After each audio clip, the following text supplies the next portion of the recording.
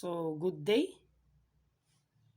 Okay, so in this video, uh, we will be talking about uh, solving non-exact differential equations with integrating factors. Okay, so this is special case.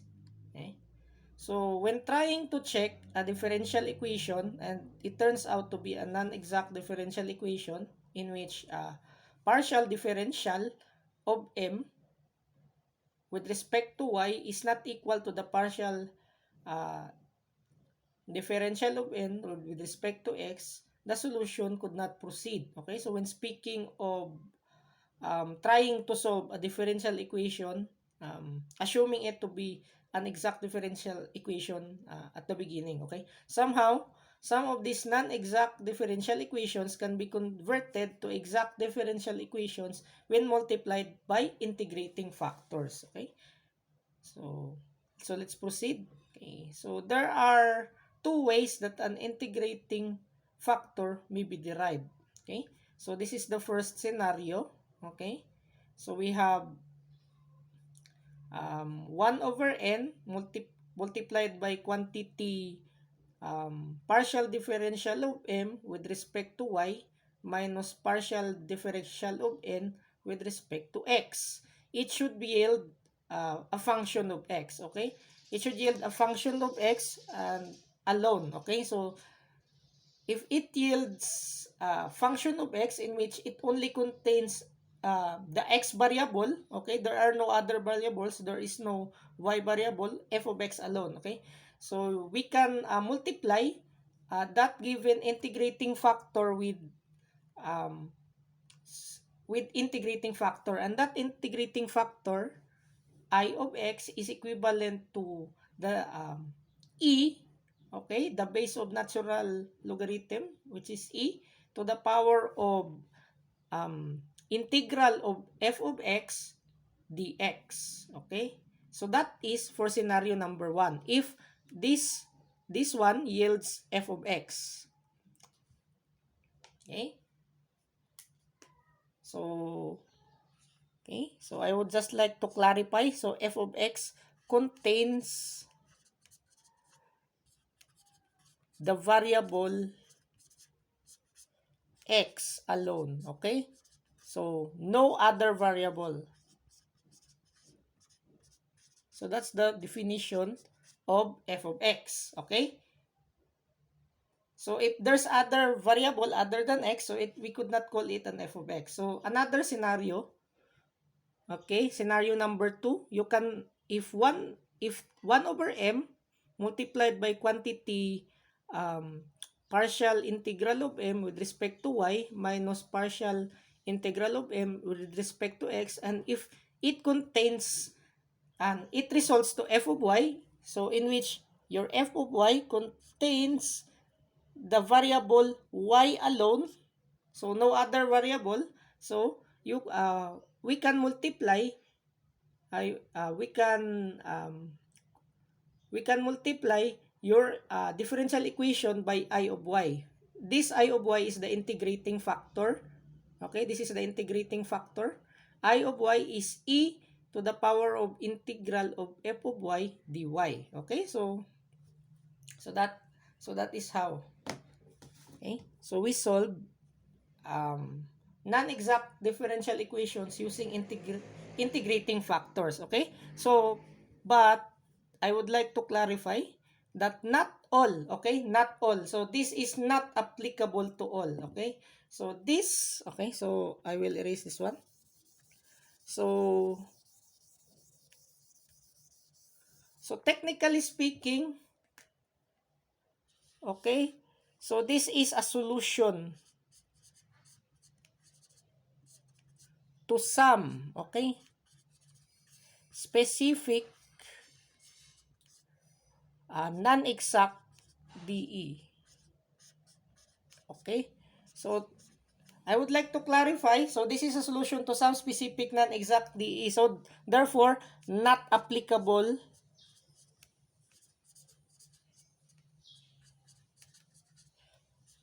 to all DE. Okay, So this is not applicable to all differential equations. It is only a solution to some specific non-exact differential equations into which satisfies, okay? So it satisfies any of this, okay? So it should satisfy, okay? Should satisfy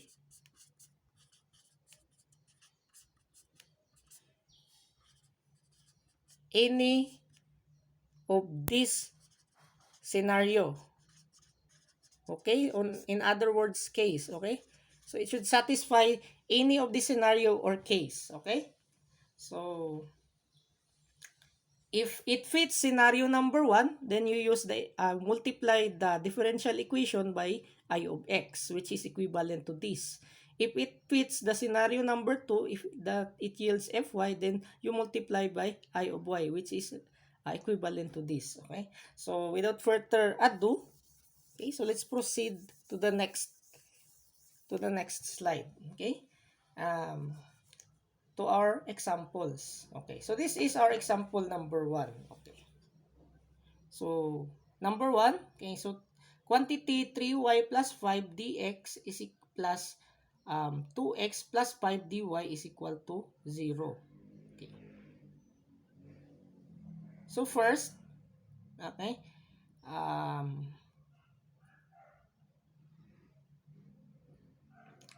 okay, so we can um, try, okay, so we can try this scenario number 1, okay. So, when solving non-exact DE and trying if it we could solve it by integrating factor, we start with scenario number 1 by default. Okay? Scenario number 1. Okay? So we derive um, partial differential of m with respect to y. So partial differential of m with respect to y. Oh, okay? So m is this. This is m. And this is n. Okay? So, if we partial differentiate m with respect to y, the m, so partial differential of 3, 3y plus 5 with respect to y is 3. And then the partial differential of n with respect to x is equal to 2. Okay? So, this is the n. So, therefore, it is non-exact DE. But somehow, we apply scenario number 1. So, 1 over n multiplied by um, partial differential of m with respect to y minus partial differential of n with respect to x is equal to 3 minus 2 over 2x plus 5. So, therefore, your f of x is this. Okay? So, this is, okay? So, this is your f of x. So, we are not done yet. So, the integrating factors could be computed by this using this formula. Okay? So, I of x is equal to e integral of f of x dx. So, to make the long story short, okay, so we derive, okay, so we derive um, 2, a quantity 2x plus 5 to the power of 1 half. Okay, so this is what we multiply to this in order to get the solution. Okay, okay, wins. Okay, so we multiply everything by 2x plus 5 to the 1 half. Okay, and then m of xy dx, okay, is equivalent. So this is m, this is m. This is already our new m. So 3y plus 5 multiplied by 2x plus 5 to the 1 half dx. Okay, so it's equivalent to y plus 5 over 3. Okay, a quantity 2x plus 5 to the power of 3 halves plus f of 1 xy plus constant. Okay, so this f of 1 xy, x and y is hypothetical um, okay, so f1 xy is function. So it's a function. Okay, so it's a function that contains x and y. Okay, so this is a function that contains x and y. So we don't know it yet, okay? So in order to find f sub 1 x of x and y, we should integrate n x of y with respect to dy, okay? So so this is the next solution. Okay? So, integral n of xy is equal to integral of 2x plus 5 to the 3 halves dy. Okay? So, you integrate that with respect to dy. Okay?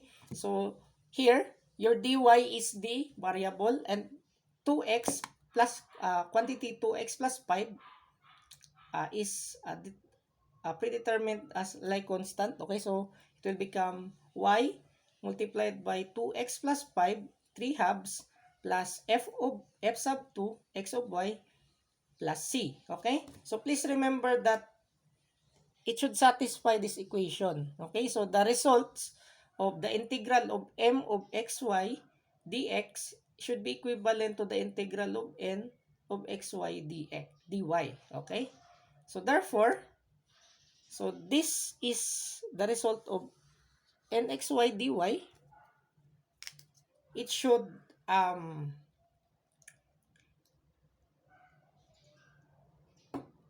so it should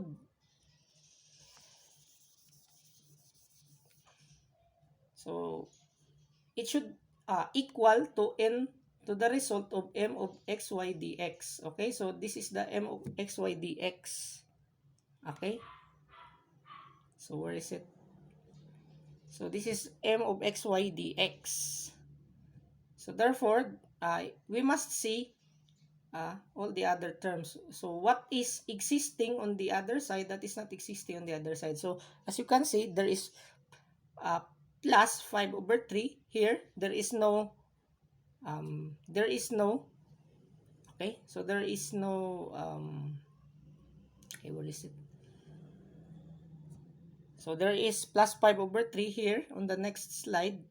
There is no 5 over 3. So therefore, so your f1 xy is equal to 0. Then your f2 xy is equal to 5 over 3 multiplied by 2, quantity 2x plus 5, 3 halves. Okay? So this is that term that exists. Okay? This is the term. This is the term that exists. Okay? So this is the term that exists um, when you integrate nxy dy, that not exists. Okay, that not exists in integral m of x y. Okay, so there. Okay, so that's it. So whatever term that exists when you integrate n of xy dy, that not does not exist when you integrate m of xy dx is the f2. Okay, and then the other way around is f1 xy. So this f1 xy is what is the term that exists in when you integrate m of xy dx, that does not exist when you integrate n of xy dy. Okay, so this is just a give and take. Okay, so since there is none, so it is equal to 0, and f sub 2 xy, there is something, okay, that exists here that does not exist on the other side, okay, which is 5 over 3. Okay, just look closely. Okay,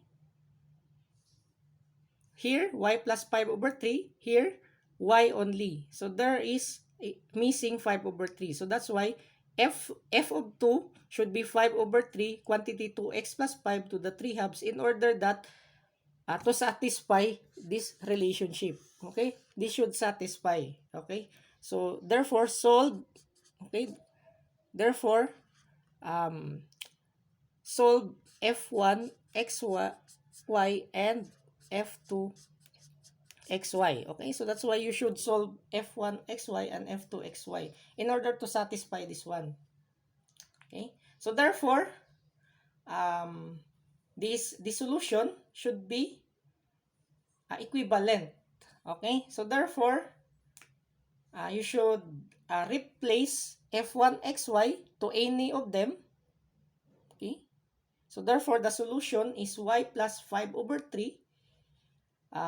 Okay, quantity y plus 5 over 3 multiplied by quantity 2x plus 5, 3 halves plus c. So this is the solution. Okay? So you can, or quantity y plus 5 over 3 multiplied by 2x plus 5, quantity 2x plus 5 to the 3 halves is equal to c. Okay? So you might ask, why c is not negative? Okay, when transposed. Okay? So c is a constant. Okay? So it's a universal constant. Okay? So c represents constant as a whole. Okay? So it represents constant. So it does not bear anything. C just represents constant. So, a constant, when you multiply by a big number, let us say 1 million, 1 billion, it remains constant. If you multiplied it by negative number, it remains constant. If you divide it by a big number, let us say 1 million, 1 billion, or whatever big number you can imagine, it will remain constant. So therefore, since constant does not imply anything rather than being a general constant, so therefore, when you transpose it to the other side, it will remain constant. Okay, so it's not a definite number. Okay, so therefore, you can say that it should be positive c alone. Okay, so any of this is already an acceptable solution. Okay, so um, let's proceed to example number 2. Okay, so let's have another example.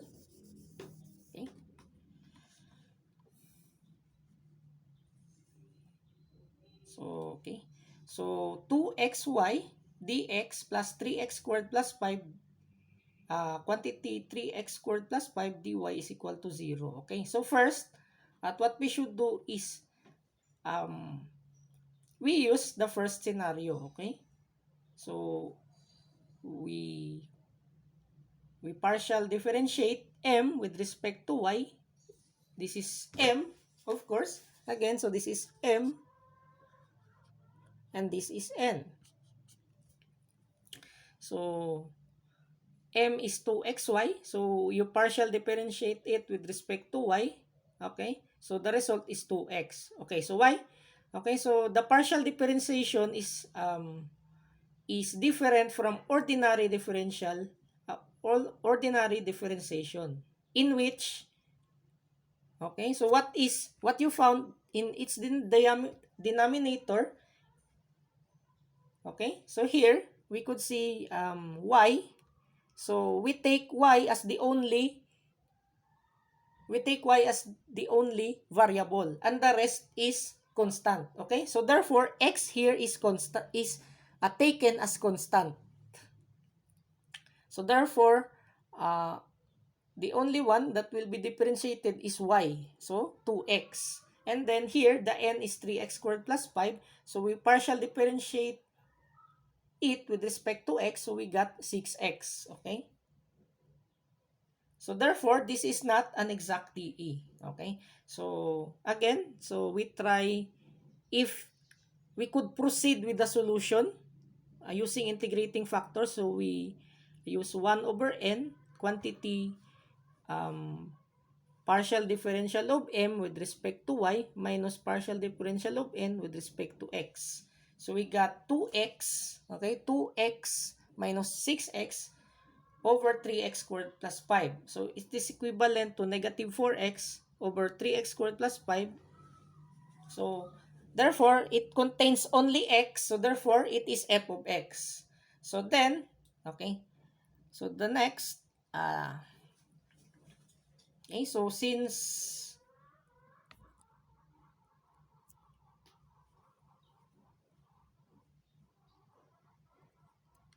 Okay? So since we get the f of x, so we proceed with the computation of the integrating factor. So I of x is equivalent to the integral of f of x dx. So therefore, it is equivalent to e to the integral of negative 4x dx over 3x squared plus 5. Okay? So, so it should satisfy, in order to lessen the problem, it should satisfy in the form of the integral of du over u. Okay, so here, the u is 3x squared plus 5.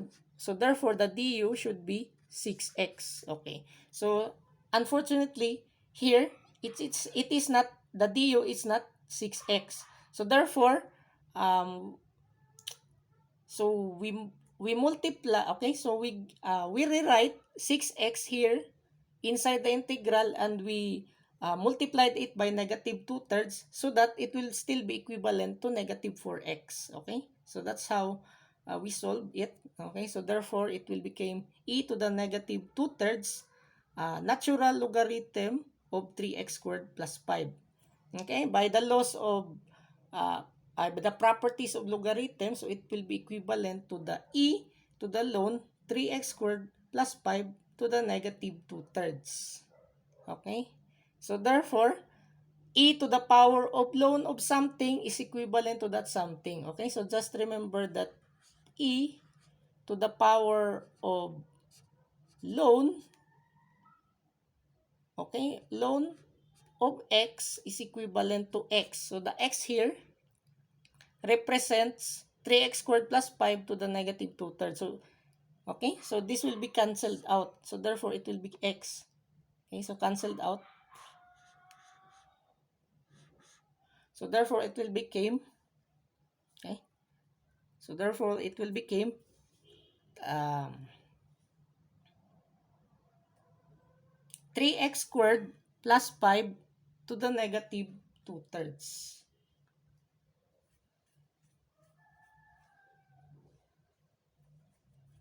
Okay, so that's the integrating factor. And this integrating factor, this is what we should multiply in order to again convert this non-exact differential equation into an exact differential equation. Okay?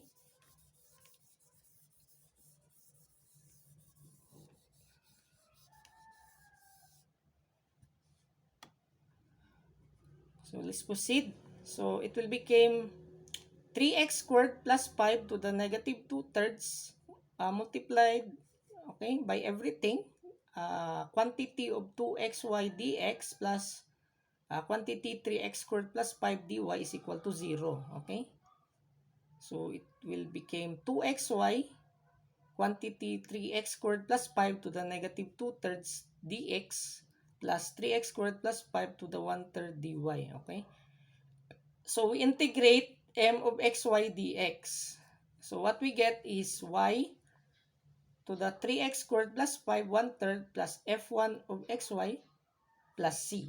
Okay? So please take note, this f1 x of f of 1 xy is we should find it. Okay? So integral of nxy dy is equal to integral of 3x squared plus 5 dy.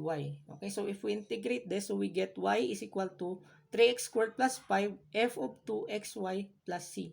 Okay, so we are lucky since there is no the integral of mxy and the integral of nxy is similar. Okay, so there is nothing. Okay, okay, so there is, okay, so there is no,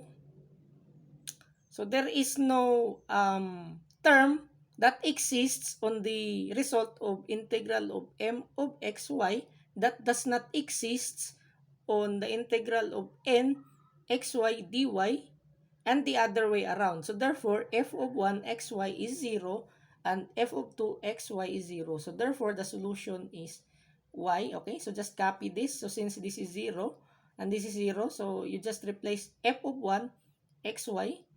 So therefore, the solution is y quantity 3x squared plus 5 plus c is equal to 0, or y quantity 3x squared plus 5 is equal to c. Okay, so any of this is already an acceptable solution. Okay, so I hope you understand something in this topic uh, through this video.